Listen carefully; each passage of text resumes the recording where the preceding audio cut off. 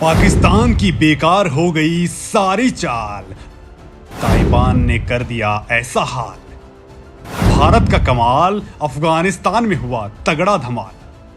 दोस्तों, जिस तालिबान को लेकर पाकिस्तान ने बड़े बड़े सपने देखे थे, जिसकी खातिर साजिशों का ताना बुना था, जिसके स्वागत के लिए मियां इमरान पलक पावड़े बिछाए खड़े थे, उस तालिबान ने ही मियां इमरान को ऐसी लात मारी है कि वो चारों खाने चित्त हो गए हैं। अब ना तो उनसे उठते बन रहा है और ना ही बैठते। जिस तालिबान को इमरान बेशाकी बनाकर भारत के खिलाफ इस्तेमाल करना चाहते थे, उसने ऐसी लंगड़ी मारी है कि उसके सारे मंसूबे ढेर हो गए हैं और मियां इमरान बस यही कह रहे हैं कि हम थे जिनके सहारे, वो हुए ना हमारे। टूटी पाकिस्तान की नैया, सामने थे मोदी जी बाप हमारे। जी हां दोस्तों, अफगानिस्तान को लेकर पाकिस्तान की सारी रणनीति हवा हवा हो गई है। मियां इमरान ये समझ ही नहीं पा रहे हैं कि जिस भारत के खिलाफ वो साजिशों का खाका तैयार कर रहे थे, वो उनका बाप निकला। और बाप को मात देना बेटे के बस की बात नहीं है, खासतौर पर अगर वो बेटा पाकिस्तान जैसा नालायक हो।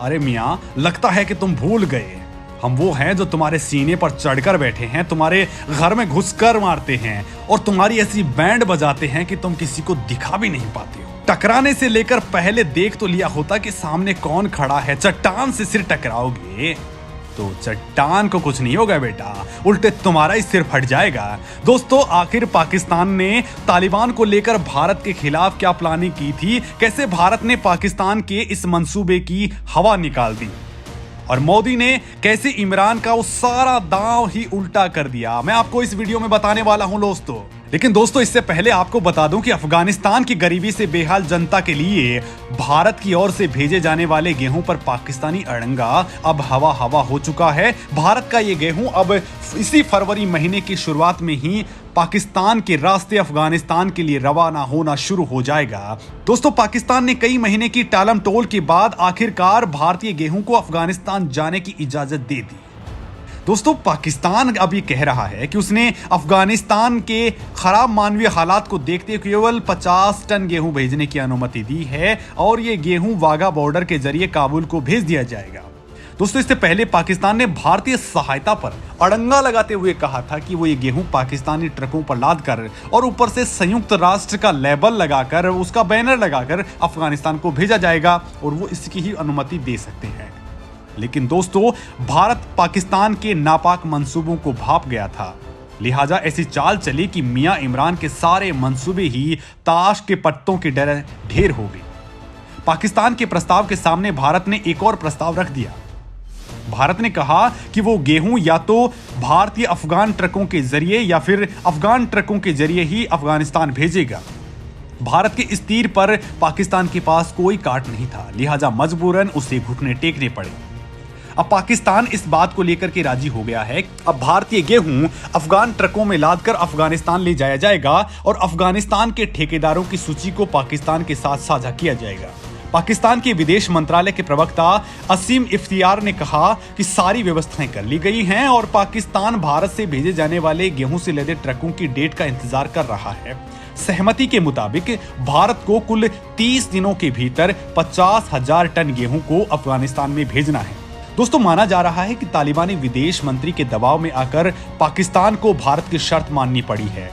दोस्तों, अफगानिस्तान में चुनी हुई सरकार के खिलाफ विद्रोह की बिगुल बजवाकर और तालिबानी लड़ाकों को सत्तासीन करके पाकिस्तान ने जो ख्वाब बुने थे, उसका वो सपना अब चकनाचूर हो चुका है। दोस्तों, इस मामले में मैं आपको कुछ बताऊंगा, लेकिन उससे पहले बता दूं कि अफगानिस्तान पाकिस्तान सीमा पर लगने वाली बाढ़ को लेकर संघर्ष बहुत बढ़ गया है। एक तरफ दोस्तों, जहां तालिबान सीमा पर बाढ़ लगाने से पाकिस्तान को रोक रहा है, उसकी सेना को ठोक रहा है, तो वहीं दूसरी तरफ पाकिस्तानी सेना ने साफ किया है कि वो बाढ़ लगाने के काम को किसी भी कीमत पर नहीं रोकेगा, क्योंकि इस काम में पाकिस्तान के शहीदों का खून शामिल है। लेकिन दोस्तों, बाढ़ को लेकर विवाद बढ़ता ही जा रहा है और अफगानिस्तान इस बार तगड़े तौर पर यह विरोध कर रहा है। दोस्तों, कुछ दिन पहले अफगानिस्तानी सीनेट को संबोधित करते हुए पाकिस्तान के गृह मंत्री शेख रशीद ने अफगानिस्तान पाकिस्तान सीमा पर डुरंड लाइन पर पाकिस्तानी सेना की ओर से बाढ़ लगाए जाने के बारे में इंफॉर्मेशन दी थी। पाकिस्तान और अफगानिस्तान के बीच विवाद की वजह यही डुरंड लाइन है, जिसको लेकर दोनों देश आपस में विवाद करते रहते हैं। और दोस्तों आलम तो यह है कि दोनों ही देशों के बीच जमकर गोलाबारी हो रही है। आखिर ये डुरंड लाइन है क्या भला, ये मैं आपको बताऊंगा। एक लाइन को लेकर दोनों देशों के बीच आखिरी विवाद कैसे होने लगा है और मैं सब कुछ आपको तफसील से बताने वाला हूं। लेकिन दोस्तों इसके लिए आपको मेरे साथ बने रहना होगा, तभी आपको पूरा खेल समझ में आएगा। दोस्तों जिस डुरंड लाइन की बात हो रही है उसके पहले हमें जान लेना चाहिए कि ब्रिटिश सोवियत संघ की विरासत है ये डुरंड लाइन। चीन से लेकर ये ईरान तक फैली हुई है। बिल्कुल ठीक सुन रहे हैं दोस्तों। डुरंड रेखा रूसी और ब्रिटिश साम्राज्यों के बीच 19वीं शताब्दी के ग्रेट गेम की एक बड़ी विरासत है। रूसी विस्तारवाद से बचने के लिए भयभीत ब्रिटिश साम्राज्य ने अफगानिस्तान को एक बफर जोन के रूप में इस्तेमाल किया था। 12 नवंबर 1893 को British civil servant sir Henry Mortimer Durand और उस समय के अफगान शासक अमीर अब्दुल रहमान के बीच डुरंड रेखा के रूप में समझौता हुआ था। दरअसल दूसरे अफगान युद्ध की समाप्ति के 2 साल बाद 1880 में अब्दुल रहमान अफगानिस्तान के राजा नियुक्त किए गए। इस युद्ध में ब्रिटिश फौज ने अफगानिस्तान साम्राज्य के बहुत बड़े हिस्से पर अपना अधिकार कर लिया था। अब्दुल रहमान को अंग्रेजों ने अपनी इच्छा से राजा बनाया, जिसके बाद 1893 में सर डुरंड के साथ उनके समझौते ने भारत के साथ अफगान सीमा पर उनके और ब्रिटिश भारत के प्रभाव के क्षेत्रों की सीमाओं का निर्धारण कर दिया था। तब वर्तमान पाकिस्तान भी भारत में शामिल था। 7 खंडों वाले इस समझौते ने तत्कालीन ब्रिटिश भारत और अफगानिस्तान के बीच 2670 किलोमीटर की लाइन को मंजूरी दे दी। डुरंड लाइन चीन की सीमा से लेकर ईरान तक फैली हुई है। दोस्तों यहाँ यह भी जानना जरूरी है कि दोनों देशों के बीच फैली इस लाइन को लेकर विवाद क्यों हो रहा है। दरअसल दोस्तों पाकिस्तान ने अफगानिस्तान से लगती 2670 किलोमीटर लंबी सीमा के 90% हिस्से पर बाड़ लगा ली है, लेकिन 10% हिस्से पर बाड़ लगाने का तालिबानी विरोध कर रहे हैं। दरअसल तालिबान शुरू से ही पाकिस्तान अफगानिस्तान के बीच की सीमा यानी डुरंड लाइन को नहीं मानता है। उसका दावा है कि अफगानिस्तान का इलाका वर्तमान सीमा के काफी आगे तक है। तालिबान के शीर्ष प्रवक्ता जबीउल्लाह मुजाहिदीन ने अफगानिस्तान पर कब्जे के तुरंत बाद कहा था कि नई अफगान सरकार इस मुद्दे पर अपने रुख का ऐलान करेगी। उन्होंने दावा किया कि पाकिस्तान की बनाई बाढ़ ने लोगों को अलग कर दिया है और परिवारों को विभाजित कर दिया है, लिहाजा अवरोध पैदा करने की कोई जरूरत नहीं है। इससे पहले पाकिस्तान की सेना ने भी कहा कि वो तालिबान के साथ सहमति के बाद ही डुरंड लाइन के बचे हुए काम को पूरा करेगी, लेकिन वो अपने वादे पर कायम नहीं रही। लिहाजा नतीजा ये हुआ कि दोनों ही देशों के बीच जमकर गोलाबारी हुई। हालात ये हो गई कि पाकिस्तानी सेना ने तालिबानी ठिकानों पर तोपों से गोले बरसाने शुरू कर दिए। इसके जवाब में तालिबानी आतंकवादियों ने भी गोले बरसाए। इससे पहले भी कई बार तालिबान और पाकिस्तानी सेना के बीच बाड़ लगाने को लेकर हिंसक झड़पें हो चुकी हैं। दोस्तों दरअसल बाड़ लगाने को लेकर पाकिस्तान की सरकार और सेना में मतभेद हैं। एक तरफ पाकिस्तान सरकार आपसी सहमति से बाढ़ का काम पूरा करने की बात कह रही है, तो वहीं दूसरी तरफ पाकिस्तानी सेना हिंसा के जरिए बाढ़ लगाने का काम कर रही है। बाढ़ को लेकर सेना और सरकार में मतभेद।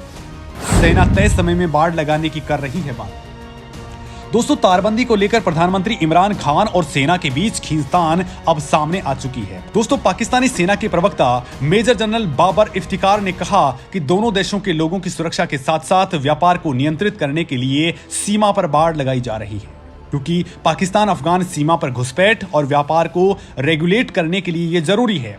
पाकिस्तानी प्रवक्ता ने कहा कि इस बाढ़ को खड़ा करने में हमारे शहीदों का खून बहा था। ये शांति की बाढ़ है, इसे समय पर पूरा कर लिया जाएगा। बाढ़ लगाने का काम लोगों का बंटवारा करना नहीं है, बल्कि उनकी सुरक्षा करना है। इसका मकसद शांति सुनिश्चित करना है, लिहाजा ये काम जारी रहेगा और बाढ़ लगा ली जाएगी। पाकिस्तानी प्रवक्ता ने कहा कि बाढ़ लगाने का काम करीब 94% पूरा हो चुका है और बाकी काम भी जल्द ही पूरा कर लिया जाएगा। पाकिस्तान की सेना की तरफ से ऐसा बयान आने के बाद तालिबान ने युद्ध की धमकी दी है। एक वायरल वीडियो में तालिबानी लड़ाके सीमा पर पाकिस्तान की तारबंदी को उखाड़ते हुए नजर आए थे। इन लड़ाकों के सरगना ने कहा था कि उन्हें डुरंड लाइन मंजूर नहीं है। दोस्तों अब आपको समझ आ गया होगा कि अफगानिस्तान को लेकर पाकिस्तान के मंसूबे किस तरह धराशाही हो रहे हैं, लेकिन ये तो वानगी भर थी, पूरी पिक्चर तो अभी बाकी है। तो चलिए वो शोरूल भी शुरू कर देते हैं। पाकिस्तान के मंसूबों पर फिरा पानी, तालिबान सरकार से नहीं कोई उम्मीद। दोस्तों पाकिस्तान के राष्ट्रीय सुरक्षा सलाहकार मोइद यूसुफ ने कहा कि इस्लामाबाद काबुल में मौजूद तालिबान सरकार को लेकर पूरी तरह से आशावादी नहीं है, क्योंकि युद्धग्रस्त क्षेत्र में अभी भी संगठित आतंकवादी नेटवर्क सक्रिय हैं और अफगानिस्तान की जमीन का इस्तेमाल अभी भी पाकिस्तान के विरुद्ध हो रहा है। मोईद यूसुफ ने विदेश मामलों के लिए नेशनल असेंबली की स्थायी समिति को अफगानिस्तान के मौजूदा हालात पर जानकारी देते हुए ये बातें कही। दोस्तों, मोईद यूसुफ ने कहा कि संगठित आतंकवादी नेटवर्क अभी भी अफगानिस्तान में काम कर रहे हैं। पाकिस्तान अफगानिस्तान में तालिबान सरकार को लेकर पूरी तरह आशावादी नहीं है और तालिबान के सत्ता में आने से सभी तरह की समस्याओं का निराकरण भी नहीं होने वाला है। दरअसल पाकिस्तान को ये उम्मीद थी कि तालिबान के सत्ता में आने के बाद अफगानिस्तान की जमीन का इस्तेमाल इस्लामाबाद के खिलाफ गतिविधियों के लिए नहीं होगा, लेकिन ऐसा नहीं हो सका। टीटीपी ने 9 नवंबर को 1 महीने के संघर्ष विराम की घोषणा और सख्त शर्तें पेश की थी, जिसमें उन्होंने शरिया के नियमों को लागू करना और सभी हिरासत में लिए गए विद्रोहियों की रिहाई भी शामिल थी, लेकिन पाकिस्तान सरकार ने ऐसा कुछ भी नहीं किया। इससे पहले ही वहां की जनता में विरोध के स्वर भी मुखर हो गए, लिहाजा पाकिस्तान सरकार ने उनकी मांगों को मानने से साफ इनकार कर दिया। इसके जवाब में टीटीपी ने भी युद्ध विराम को खत्म करने का ऐलान कर दिया। दोस्तों, कहावत है कि जो दूसरों के लिए गड्ढा खोदता है वो खुद भी उसी में गिर जाता है। जिस तालिबान को लेकर उसने भारत को अशांत करने के सपने देखे थे, उस तालिबान ने ही उसके सपनों को तोड़ दिया है और दूध की मक्खी की तरह निकाल कर फेंक दिया है। अब मियां इमरान, तुमने क्या सोचा था कि तुम तालिबान को हमारे खिलाफ खड़ा कर दोगे और हमारे मोदी जी देखते रहेंगे? यही तो तुम्हारी सबसे बड़ी भूल थी। दरअसल तुम जो चक्रव्यूह बना रहे थे उसके गर्ता धरता तो मोदी जी ही थे, लेकिन तुम्हें इस बात की भनक तक नहीं लगी और अब मोदी ने इमरान की पुंगी बजा दी है। लिहाजा मियां इमरान, तुम शायद भूल गए कि भारत की बागडोर किसके हाथ में है। तुम सोचोगे उससे पहले ही वो तुम्हें ढेर करने की औकात रखते हैं। शुक्र मनाओ कि अभी तक दुनिया के पटल पर तुम्हारा नामो निशान है, नहीं तो हम वो भी तुम्हारा खत्म करने वाले थे। दोस्तों, इस मामले में आप क्या कुछ सोचते हैं? कमेंट लिख करके जरूर बताएं।